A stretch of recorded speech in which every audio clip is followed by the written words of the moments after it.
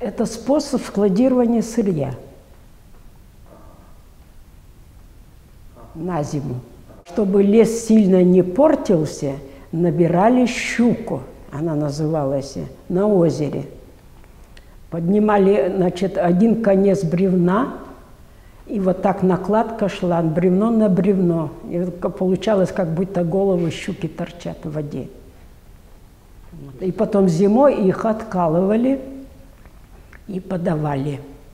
И главное, оно в воде лежит, и лес-то не портится, качество.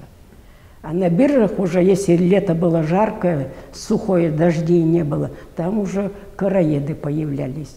И уже древесина качество свое теряла.